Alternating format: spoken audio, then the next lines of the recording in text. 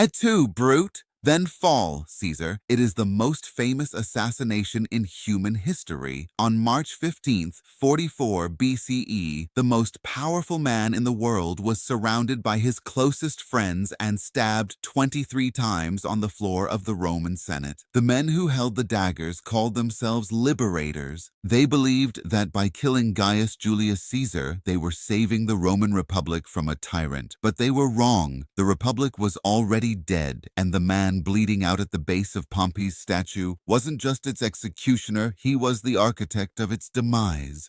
To understand how Caesar destroyed the Republic, we first have to understand that the Republic was already breaking. By the 1st century BCE, Rome was a global superpower. It controlled the Mediterranean, but its government was designed for a small city-state, not a massive empire. The Senate, made up of wealthy aristocrats, was paralyzed by corruption and greed. The gap between the ultra-rich and the desperately poor was tearing society apart. Decades before Caesar, politicians had tried to enact land reforms to help the poor, only to be beaten to death in the streets by senatorial mobs. The precedent of political violence had been set. Furthermore, military reforms meant that soldiers were no longer fighting for the state.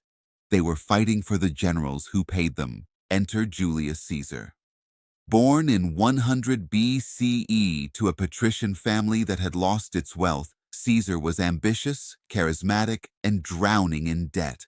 He realized early on that in Rome, power didn't come from noble birth alone, it came from the people. Caesar became a champion of the populares, the political faction that fought for the common citizens. He threw lavish games, gave out free grain, and spoke with a fiery eloquence that made the masses adore him. But the Senate despised him. They saw him as a dangerous demagogue who threatened their centuries-old monopoly on power. To protect himself and secure his political future, Caesar made a masterstroke. In 60 BCE, he formed a secret alliance with the two most powerful men in Rome, the billionaire Marcus Licinius Crassus and the legendary general Pompey the Great. Together, this first triumvirate hijacked Roman politics, bypassing the Senate entirely to pass laws and secure lucrative governorships. But political alliances in Rome were fragile. Caesar needed two things to secure absolute,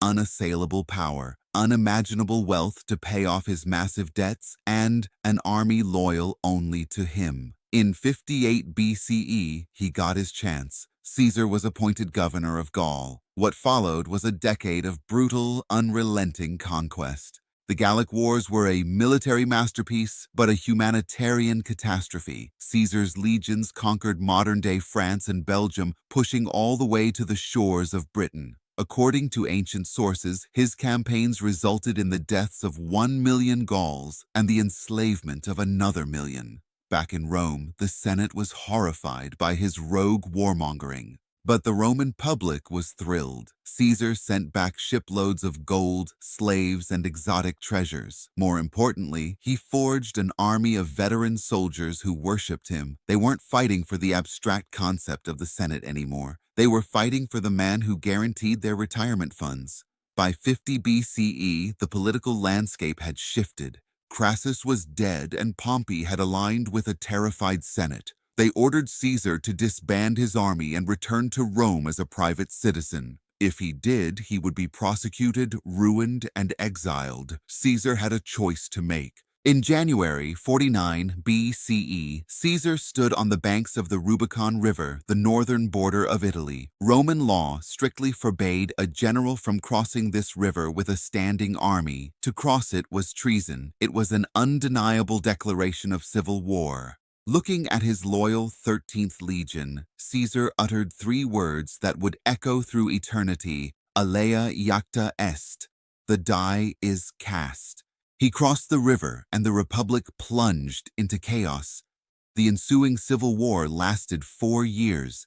Caesar's battle-hardened veterans crushed Pompey's forces at the Battle of Pharsalus. Pompey fled to Egypt, where he was promptly beheaded by the Egyptians in a desperate bid to win Caesar's favor. Caesar had won. He was the undisputed master of the Roman world. Upon returning to Rome, Caesar was named dictator. At first, it was for 10 years. Then, in early 44 BCE, he was named Dictator Perpetuo, dictator for life. To be fair, Caesar was a brilliant administrator. He reformed the calendar, creating the Julian calendar that we still use as the foundation of our timekeeping today. He relieved debt, expanded the Senate, and granted citizenship to people in Rome's distant territories. But he also acted like a king. He put his own face on Roman coins, a massive taboo in a society that had overthrown its kings 500 years prior. He sat on a golden throne in the Senate. He wore the purple triumphal toga whenever he pleased. He even had a scandalous affair with Cleopatra, the Queen of Egypt, bringing her to live in Rome and acknowledging their illegitimate son. To the traditionalist senators, this was the final straw. The Republic was built on a fundamental hatred of monarchy. Caesar had become exactly what Rome was founded to destroy. A conspiracy was formed, led by men Caesar considered friends, Marcus Junius Brutus and Gaius Cassius Longinus. On the Ides of March, they lured him to the Senate, unarmed. Surrounded by 60 men, the dictator for life fought back, but was ultimately overwhelmed. The liberators thought that by killing the tyrant, the Republic would magically restore itself. They were fatally naive. The people of Rome, who loved Caesar for his generosity, were outraged. Caesar's adopted heir, an 18-year-old named Octavian, used Caesar's name and immense wealth to turn the public against the assassins. Another round of brutal civil wars followed, pitting Caesar's loyalists, led by Mark Antony and Octavian, against the men who had killed him. In the end, Octavian defeated all his rivals and took the title Augustus, becoming the first Roman emperor. Did Julius Caesar destroy the Roman Republic? Yes and no. The Republic was a rotting structure, crippled by inequality, corruption, and political violence long before Caesar was born. But Caesar was the one who kicked down the doors. He proved that a man with a loyal army could simply take the state by force. The conspirators killed the man, but they only guaranteed the birth of the empire. What do you think? Was Julius Caesar a tyrant who murdered democracy, or a necessary reformer who saved Rome from its own corrupt elite? Let us know in the comments below. If you enjoyed this dive into ancient history, hit that like button, subscribe to the channel, and ring the bell so you never miss an episode. Until next time, remember, history is written by the victors.